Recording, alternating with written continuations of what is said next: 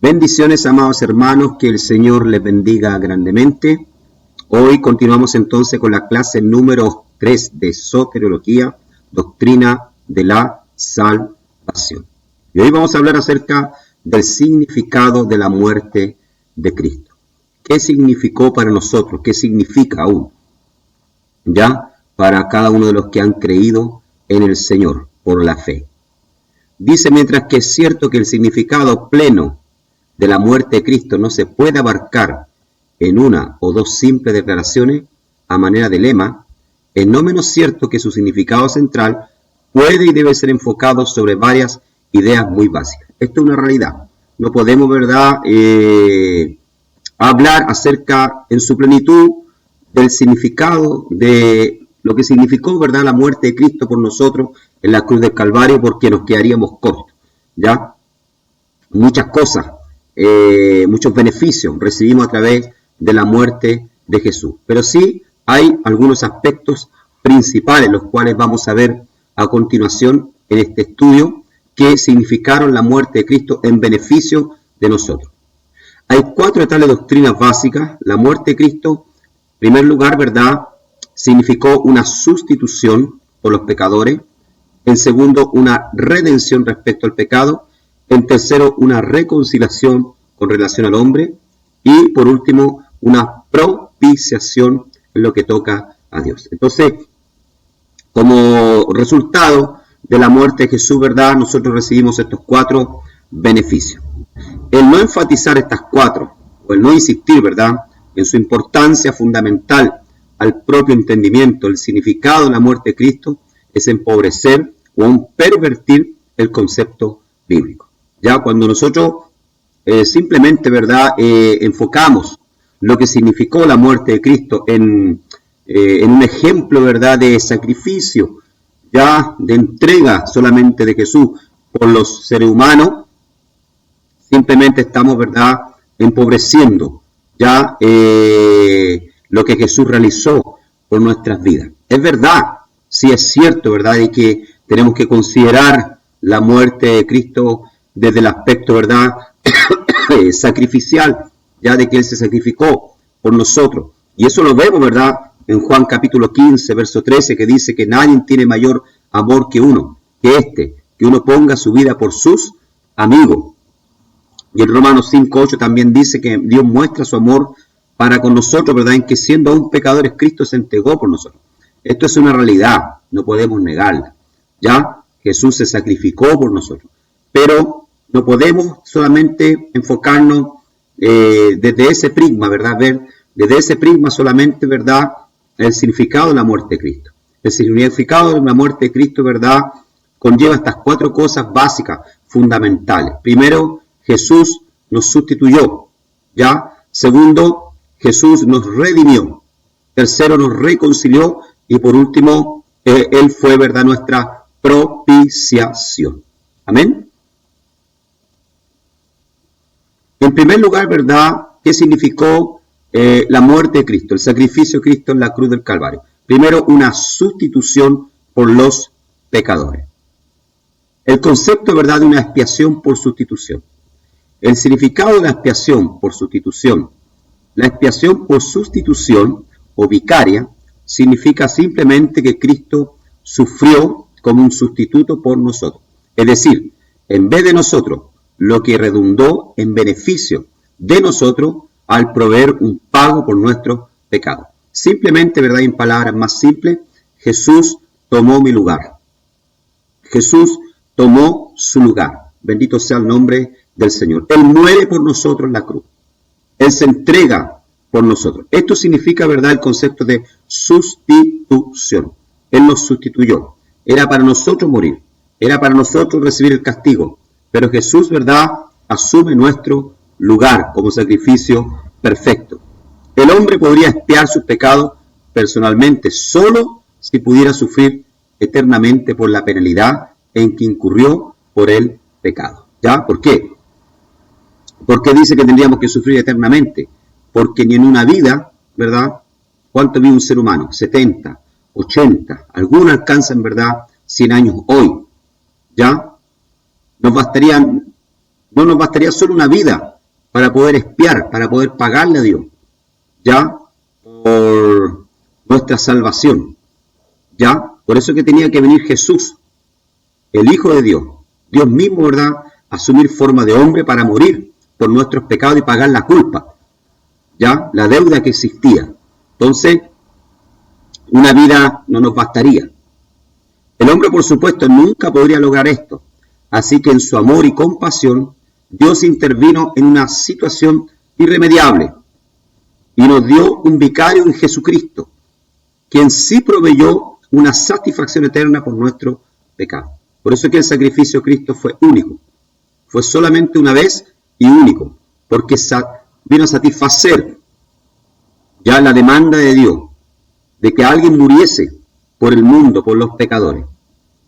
La evidencia del apoyo de la expiación por sustitución. La Biblia enseña claramente que el sacrificio de Cristo no fue cuestión de mera identificación, sino de sustitución.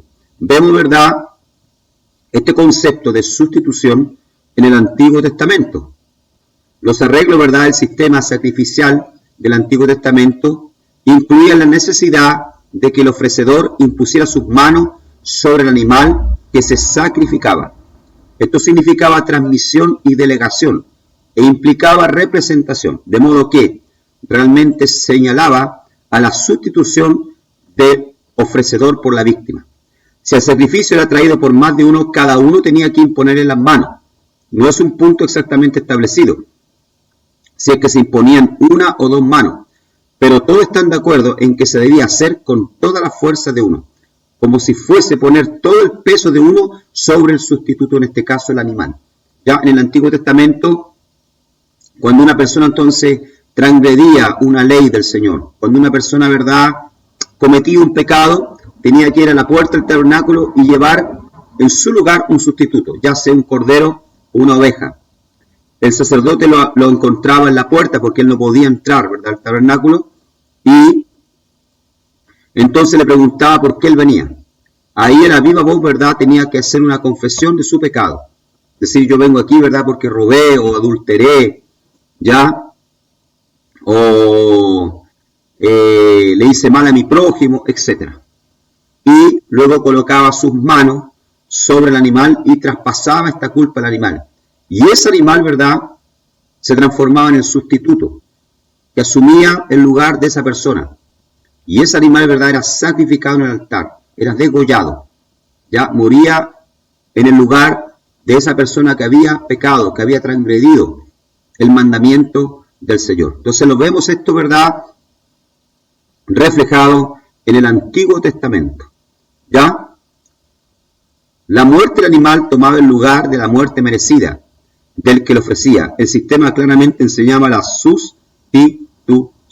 Vamos a ver Primera de Pedro, ¿ya? Vamos a ver acá, Primera de Pedro, capítulo 3, verso 18, entonces. Vamos a ver, ¿verdad?, la palabra del Señor. Primera de Pedro, capítulo 3, verso 18.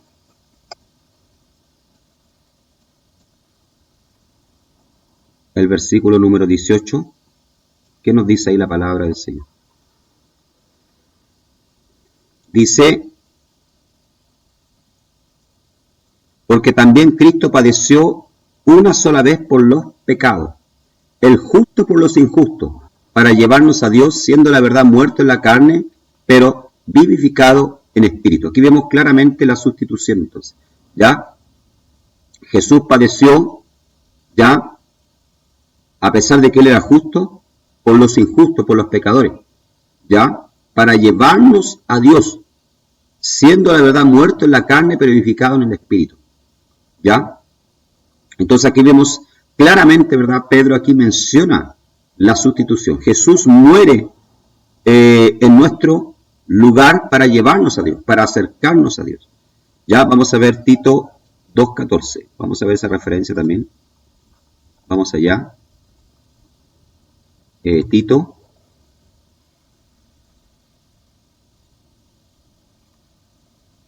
Tito capítulo 2. Vamos al versículo número 14. Dice, quien se dio a sí mismo por nosotros, para redimirnos de toda iniquidad, y purificar para sí un pueblo propio, celoso de buenas obras. Miren, quien se dio a sí mismo, ¿ya? Para redimirnos de toda iniquidad. O sea, este texto también muestra, ¿verdad?, la realidad de esta doctrina, que es la doctrina de la sustitución. Jesús toma nuestro lugar como lo hacía el animalito en el Antiguo Testamento cuando era ofrecida en la puerta del tabernáculo, ¿ya? O en el templo, ¿ya? Bendito sea el nombre del Señor.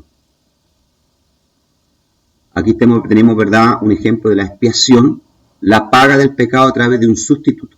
Es lo que yo le decía, ahí está, ¿verdad?, está el Cohen Agadol, el gran sacerdote, ¿ya?, junto a sus ayudantes, los otros sacerdotes, ¿verdad?, y los animales que iban a morir, ¿ya?, iban a morir en lugar, ¿verdad?, del pueblo, ¿ya?, de la nación y también por los pecados de los propios sacerdotes, ¿ya? Entonces aquí vemos la doctrina de la sustitución, de un sustituto. Segundo beneficio de la muerte de Cristo, ¿verdad?, es una redención respecto al pecado. Fuimos redimidos, salvados, comprados. La redención significa liberación a causa de un pago realizado. Eso significa la redención. Jesús pagó el precio, ¿ya? Y fue un precio de sangre por nosotros. Para los creyentes esto tiene un significado especial, puesto que el pago fue la muerte del Señor mismo. Vemos la doctrina en el Antiguo Testamento.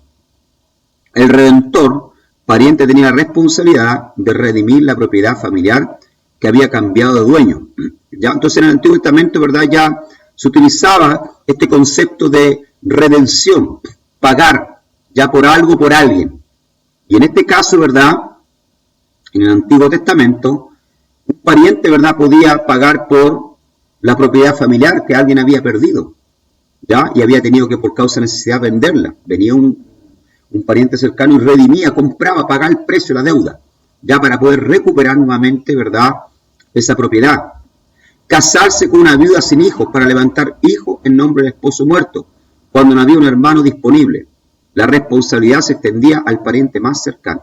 Esto lo vemos en el caso de Ruth y Noemí, ¿ya? En Ruth capítulo 3, verso 9, que era una práctica común en la época, ¿verdad?, la práctica del derivato que se llamaba, que cuando un esposo moría y la mujer quedaba viuda, el hermano del esposo tenía que tomarla como mujer y el primer hijo que ella tuviese, ¿verdad?, tenía que llevar el nombre del fallecido para que el nombre de él no desapareciese en Israel. Eso se llama, ¿verdad?, ley del derivato. Es algo que se practica hasta el día de hoy en Israel, en los grupos ortodoxos, ¿ya?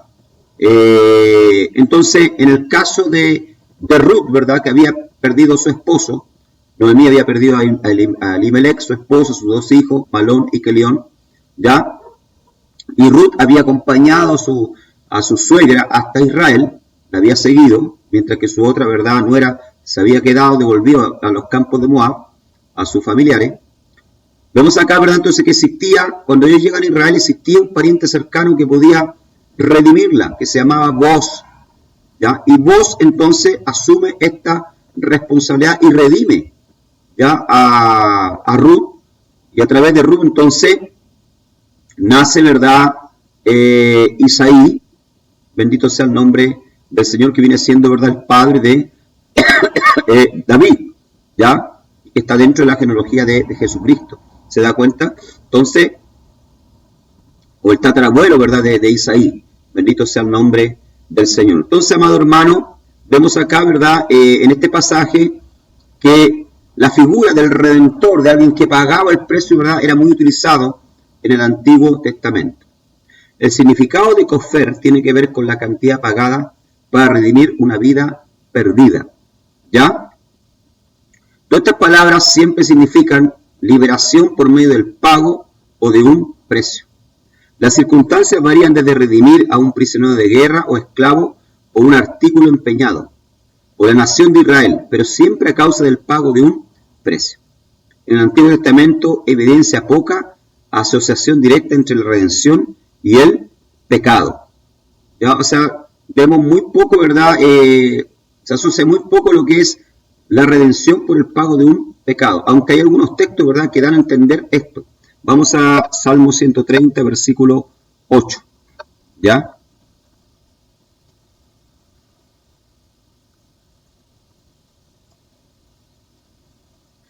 Salmo 130, versículo 8 dice: y Él redimirá a Israel de todos sus pecados. ¿Ya? Aunque hay muy poco, ¿verdad?, asociación entre pagar un precio, ¿verdad?, por los pecados del pueblo, ¿ya? Pero hay algunos textos como estos, ¿verdad?, que dan a entender eso, que se podía, ¿ya?, que el Salvador, ¿ya?, o el Mesías podía, ¿verdad?, pagar un precio por los pecados, ¿verdad?, de Israel o del pueblo, ¿ya? Pero el concepto, ¿verdad?, de redención en el Antiguo Testamento es muy marcado, es muy utilizado. Se utilizaba, como les dije anteriormente, para recuperar una casa, redimir, ¿verdad?, una viuda, ¿ya? Muchas veces también, ¿verdad?, para redimir un animal o parte del diezmo, etc. Era algo que se utilizaba, ¿ya? Ahora vemos la palabra en el Nuevo Testamento de redimir, que viene siendo, ¿verdad?, en griego agorazo. La idea fundamental en esta palabra es la de frecuentar el foro, ¿ya? El foro era un lugar, ¿verdad?, donde, bendito sea el Señor, se pagaba el precio por un esclavo. Cuando se quería, ¿verdad?, comprar un esclavo en el mercado, ¿ya?, era un lugar donde se pagaba el precio, la cantidad que valía ese esclavo. Entonces, esta palabra, ¿verdad?, tomó el significado de comprar o adquirir en el foro. En el Nuevo Testamento la emplea 24 veces en el sentido usual de comprar. La Septuaginta la usa con el mismo sentido básico de comprar, una simple transacción comercial. En el uso, ¿verdad?, soteriológico o de la doctrina de la salvación, de agorazo en el Nuevo Testamento incluye 3 ideas básicas. Primero, en su obra de redimir, Cristo hizo el pago de la compra de toda la humanidad, ¿ya? En la soteriología, ¿verdad?, la doctrina de la salvación, entonces, el Nuevo Testamento hace mención con respecto a esto, ¿verdad?, el redimir al hombre. Jesús, ¿verdad?, redimió al hombre pagando un precio. Vamos a 2 de Pedro, capítulo 2, verso 1, vamos allá. Vamos a ver ese texto.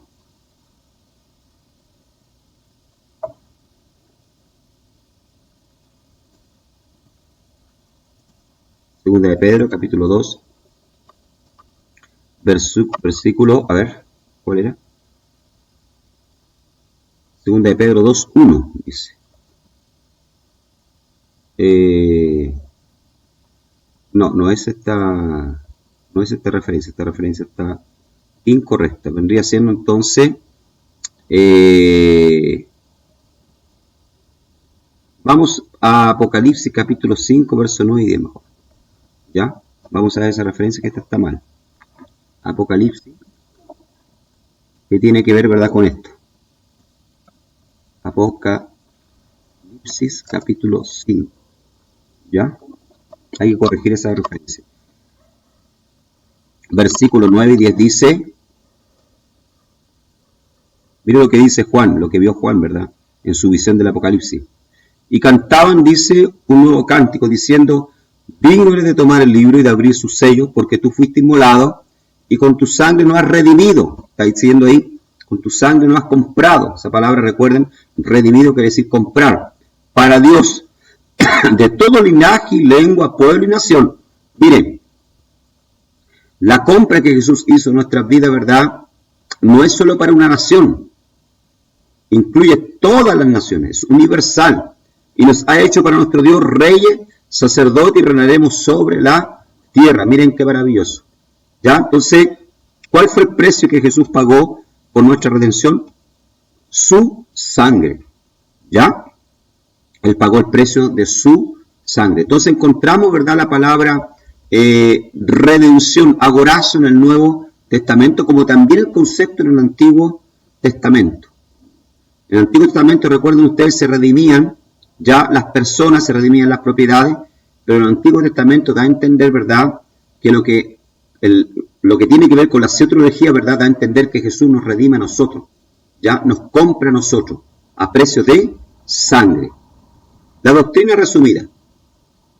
La redención se puede resumir alrededor de 3 ideas básicas. Primero, las personas son redimidas de algo, a saber, del mercado de la esclavitud del pecado. Segundo, las personas son redimidas por algo, que es el pago de un precio, la sangre de Cristo. Tercero, las personas son redimidas para algo, a saber, para un estado de libertad. Y entonces son llamados a renunciar a esa libertad por la esclavitud al Señor que los redimió. O sea, Jesús nos redime, ¿verdad? Amén. De algo, nos redime del pecado. ¿Ya? Por algo nos redime, porque somos pecadores. ¿Ya? Y el Señor nos redime, nos compra, nos hace libre, ¿verdad? Nos libera, ¿ya? Nos salva para algo. ¿Para qué, Pastor Alejandro? Para servirle, para hacer su voluntad. Antes éramos esclavos del pecado, pero ahora somos esclavos, ¿verdad?, de Cristo Jesús. Y no hay cosa mejor que ser esclavo de Cristo. Amén. Entonces, vemos 2 resultados hasta ahora, ¿verdad?, de la muerte de Cristo. ¿Ya? Primero, Él fue nuestro sustituto. ¿Ya? Él asume nuestro lugar. Segundo, ¿verdad?, Él nos redime, nos compra a precio de sangre. Tercer resultado, ¿verdad?, de la muerte de Cristo, una reconciliación con relación ya al mundo. La reconciliación significa un cambio de relación de la hostilidad a la armonía y paz entre 2 partidos. Las personas pueden ser reconciliadas la una con la otra. ¿Ya? Aquí vemos varias palabras en griego que tienen que ver, ¿verdad?, con reconciliación. Y las personas han sido reconciliadas con Dios. Vamos a Romanos capítulo 5, verso 1, que por causa del pecado, ¿verdad?, nosotros éramos enemigos de Dios, pero fuimos reconciliados ya a través del sacrificio de Cristo.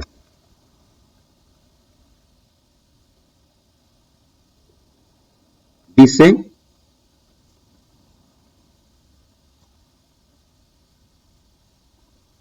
justificado pues por la fe, tenemos paz para con Dios por medio de nuestro Señor Jesucristo. Mira lo que dice acá. Primero, ¿verdad?, somos justificados, declarados justos. ¿Por medio de qué? De la fe, dice. ¿Ya? Más adelante, en la próxima clase, ¿verdad?, vamos a hablar acerca de la justificación. ¿Qué es lo que significa? ¿Ya? Pero aquí dice que somos justificados por medio de la fe y a través de esto, ¿verdad?, tenemos paz. ¿Ya? Pasamos a tener paz con Dios, porque éramos enemigos de Dios por causa del pecado. Porque también tenemos entrada por la fe a esta gracia, en la cual estamos firmes y nos gloriamos en la esperanza de la gloria de Dios, dice. ¿Ya? Entonces, amado hermano, pasamos por la fe, ¿verdad?, en Cristo Jesús a tener paz, a estar reconciliados con Dios porque éramos enemigos de Dios. ¿Ya? Ahora, la necesidad de reconciliación, ¿por qué? ¿Por qué tenemos que ser reconciliados con Dios? A causa del pecado, Dios y el hombre están en una relación de hostilidad y enemistad. Aunque en 2 Corintios capítulo 5 no lo menciona, esto está claro en Romanos capítulo 5, el texto que leíamos. Éramos enemigos de Dios. ¿Se refiere esto a la enemistad de la humanidad hacia Dios o la enemistad de Dios hacia el hombre? El segundo parece ser el sentido. Es decir, que Dios nos contó como sus enemigos. Este es el sentido de la misma palabra en Romanos 11:28, donde se dice que Dios contó al pueblo de Israel como sus enemigos. Veamos el versículo 10 del capítulo 5 de Romanos. Veamos lo que dice ahí. Ve lo que dice Pablo acá. Porque si siendo enemigos fuimos reconciliados con Dios por la muerte de su Hijo. Aquí está. Aquí está la doctrina, ¿verdad?, de la reconciliación. ¿Ya? Pasamos a ser reconciliados por la muerte de su Hijo. ¿Ya? Mucho más estando reconciliados seremos salvos por su vida. Qué maravilloso es esto, hermano. Qué maravillosa es esta doctrina. Saber que fuimos reconciliados a través de la muerte de Jesús. Bendito sea el nombre del Señor. Entonces, otro, ¿verdad?, de los efectos de la muerte de Cristo, ¿verdad?, de los beneficios de la muerte de Cristo es la reconciliación. Ahora, la causa de la reconciliación, como el Nuevo Testamento afirma claramente, que la reconciliación se lleva a cabo por la muerte del Señor Jesús. ¿Ya? El objeto de la reconciliación, ¿quién? Hay 3 respuestas principales a esta pregunta. Dios es reconciliado con el hombre reconciliado con Dios. Ambos son reconciliados con el otro. Shed enseñó que Dios se reconcilia con el hombre. Él explicó el versículo 10 que dice que el hombre fue reconciliado con Dios de esta manera, y de los hombres se dice que han recibido la reconciliación. No son recipientes de una relación de paz y armonía llevada a cabo por Dios, dice. La provisión y la aplicación de la reconciliación. Cuando un individuo cree, entonces recibe la reconciliación que Dios ha provisto en la muerte de Cristo. El mundo ha sido reconciliado, pero las personas tienen que reconciliarse. La reconciliación universal cambia la posición del mundo de una condición insalvable en una salvable. La reconciliación individual por la fe realmente trae esa reconciliación a la vida del individuo y cambia la posición. O sea, el ser humano tiene que tener el deseo, ¿ya? Primeramente de acercarse a Dios y de reconciliarse con Dios y de reconocer, ¿verdad?, que por causa del pecado está enemistado con Dios. ¿Ya? Esto es lo que el mundo no entiende. Amén. De que por causa del pecado, la maldad que se practica a diario, ¿verdad?, el mundo está enemistado con Dios y que necesita, ¿verdad?, reconciliarse con Dios. Entonces, querido hermano, ¿verdad?, hemos visto que la muerte de Cristo trae estas tres cosas. Primero, sustitución. ¿Ya? Segundo, ¿verdad?, redención. El Señor paga un precio por nosotros, el Señor asume nuestro lugar. Y reconciliación. A través de Cristo, ¿verdad?, somos reconciliados con Dios. Dios puede mirarnos nuevamente. ¿Ya? Y trae también, ¿verdad?, una propiciación en lo que toca a Dios. ¿Ya? ¿Qué es lo que es la palabra propiciación? Propiciación significa apartar de la ira por medio de una ofrenda. ¿Ya? Con relación a la soteriología, la propiciación significa aplacar o satisfacer la ira de Dios por medio del sacrificio expiatorio de Cristo. ¿Ya? Dios estaba molesto con la humanidad por causa del pecado. Dios estaba alejado de la humanidad por causa del pecado. Entonces, alguien, ¿verdad?, tenía que satisfacer, ¿ya? Satisfacer, ¿verdad?, con una ofrenda, ¿ya?, la justicia de Dios. ¿Ya? Reconciliar al hombre con Dios. Y quien hizo esta propiciación, ¿verdad?, quien apartó esta ira de Dios de sobre nosotros fue Cristo. Él es nuestra propiciación. Él aplacó,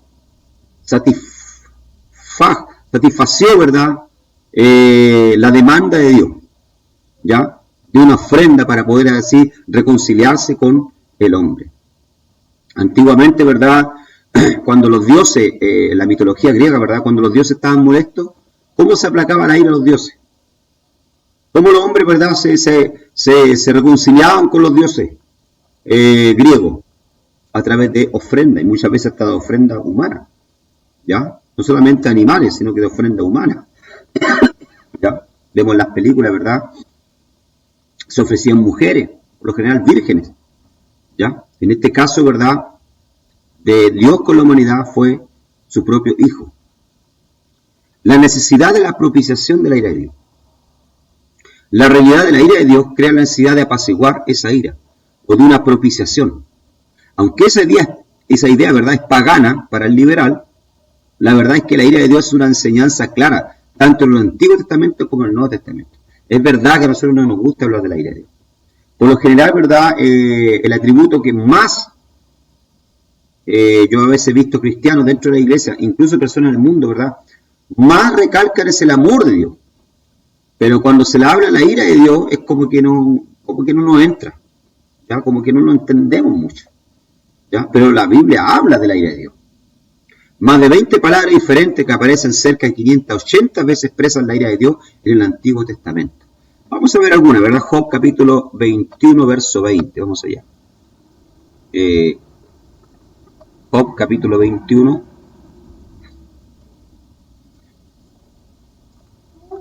Job 21, verso 20, veamos. Solo voy a poner este ejemplo. Dice: verán sus ojos su quebranto y beberá de la ira del Todopoderoso.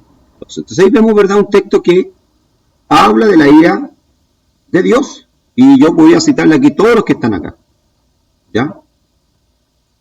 En todo lugar el pecado constituye la razón para la ira de Dios.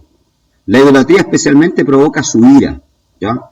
Era muy común que Dios en el Antiguo Testamento se airase con su pueblo por causa de la idolatría, ¿verdad? De que muchas veces su pueblo, en vez de adorarle a él, se fabricaban ídolos, de piedra, de palo, lo comparaban, ¿ya? Veamos el Salmo 78, verso 21, ¿ya? Salmo 78, verso 21. Perdón, Salmo 78, verso 21 dice, por tanto, dice, oyó Jehová y se indignó, dice, se encendió el fuego contra Jacob y el furor subió también contra Israel. ¿Ya? Entonces, ahora, ¿por qué? ¿Por qué Dios se aira? Por causa de la incredulidad y por causa de la idolatría del pueblo. Entonces vemos que la ira de Dios es algo real, hermano. ¿Ya? Y esta ira, ¿verdad? Por causa del pecado del hombre tenía que ser satisfacida de alguna manera. Tenía que ser aplacada. ¿Ya? Entonces aquí entra lo que es la provisión de la propiciación. ¿Ya? El sacrificio de Cristo, Pablo indudablemente relaciona la propiciación con la muerte de Cristo. Su sangre, es decir, su muerte, lo hizo a él la propiciación. O sea, Jesús fue nuestra ofrenda para aplacar esa ira de Dios, para satisfacer la justicia de Dios. Romanos 3:25, veamos. Una vez más, parece que ya lo leímos, pero vamos a leer nuevamente. Romanos capítulo 3, verso 25. Capítulo 3, vamos a leer el versículo número 25. Dice, a quien Dios puso como propiciación, ahí está, por medio de la fe en su sangre, para manifestar su justicia a causa de haber pasado por alto en su paciencia los pecados pasados. O sea, Jesús es nuestra propiciación. ¿Cómo funciona esto, Pastor Alejandro? En el Antiguo Testamento, ¿verdad? En el día de Yom Kippur, que era el día del perdón, que es el día del perdón hasta el día de hoy, se celebra en Israel todos los años. Ese era el día donde el Cohen Agadol, el gran sacerdote, entraba una vez por año al lugar santísimo, ¿ya? Al Kadosh Kadoshim, como le llaman, ¿ya? Lugar santo santísimo. Y entraba ahí no con las manos vacías, sino con sangre de animal, y se dirigía delante de donde estaba el arca del pacto, y el arca del pacto tenía una tapa arriba que tenía dos querubines mirándose, uno frente al otro, como protegiendo, ¿ya? Con sus alas. Y esta tapa se llamaba propiciatorio. Y esta tapa, ¿verdad?, simbolizaba y representaba, tipificaba, ¿ya?, el trono de Dios. Esos querubines, ¿verdad?, son protectores del trono de Dios. Entonces, cuando el sumo sacerdote, ¿verdad?, entraba con la sangre, él tiraba, ¿verdad?, gotas de sangre, derramaba sangre sobre el propiciatorio. Era, ¿verdad?, una representación de lo que Cristo iba a hacer. O sea, el sumo sacerdote, ¿verdad?, se acercaba delante del trono y decía, pedía perdón por el pueblo y por él. Y ofrecía, ¿verdad?, la sangre de una víctima inocente, que estaba sustituyendo la persona de él y del pueblo. Bueno, cuando Jesús muere en la cruz del Calvario, cuando Jesús está en la cruz, ¿verdad?, y dice, tetelestai, en griego, consumado, está pagado, ya no hay más sacrificio, y muere. Jesús no va, ¿verdad?, a un lugar santísimo delante del arca, no, Jesús va al mismo cielo, entra al mismo cielo. Y va delante del trono de Dios, se presenta, no con sangre animal, sino con su propia sangre. Y le presenta esta sangre a Dios, le muestra esta sangre a Dios. Le dice, Señor, yo he muerto por ello, aquí está mi sangre. Y de esta forma, ¿verdad?, es aplacada la ira de Dios, es satisfecha la justicia de Dios. ¿Ya? Y nosotros somos perdonados. Cristo es nuestra propiciación. Ahora, la distinción entre la propiciación y la expiación. La propiciación, como hemos visto, significa aplacar la ira personal de Dios. La expiación es la remoción de la ira, el pecado. Son dos cosas diferentes. ¿Ya? Propiciación, Jesús, ¿verdad?, fue nuestra propiciación. Aplacó la ira de Dios. Pero también Él fue nuestra expiación. ¿Por qué? Porque quitó la culpa. quitó el pecado, expió nuestro pecado. La expiación tiene que ver con la reparación de un mal. La propiciación lleva la idea adicional de apaciguar a una persona. Son dos cosas diferentes, dos conceptos diferentes. Una persona, ¿verdad?, ofendida, y así trae al cuadro la pregunta de por qué la persona ofendida se ofendió. En otras palabras, la propiciación trae la ira de Dios al cuadro, mientras que la expiación la puede dejar fuera. ¿Ya? Un importante punto práctico. Si Dios está satisfecho debido a la muerte de Cristo, entonces, ¿qué puede hacer el pecador para tratar de satisfacer a Dios? La respuesta es nada. Todo ha sido hecho por Dios mismo. O sea, amado hermano, no podemos hacer nada para satisfacer la justicia de Dios. Para ser nosotros mismos no podemos hacer propiciación por nosotros mismos. Jesús ya lo hizo todo. Por eso que en vano hoy en día, ¿verdad?, que las personas le prendan vela a los santos. Los católicos están engañados porque creen, ¿verdad?, que hablando con María ella va a interceder delante de un Dios irado, porque es el cuadro que presentan, ¿verdad?, de un Dios irado que quiere destruir siempre a la humanidad y castigar, pero María que lo apacigua. Eso es mentira, hermano. La propiciación por nuestros pecados fuera ser mentira e ignorancia. Porque la Escritura dice claramente en Romanos 3:25, Jesús es nuestra propiciación. Propiciación y expiación. Propiciación porque aplacó la ira de Dios y expiación porque borró nuestros pecados. ¿Ya? Bien, mis amados hermanos, que el Señor les bendiga grandemente. Llegamos así al final de esta clase número 3 de soteriología.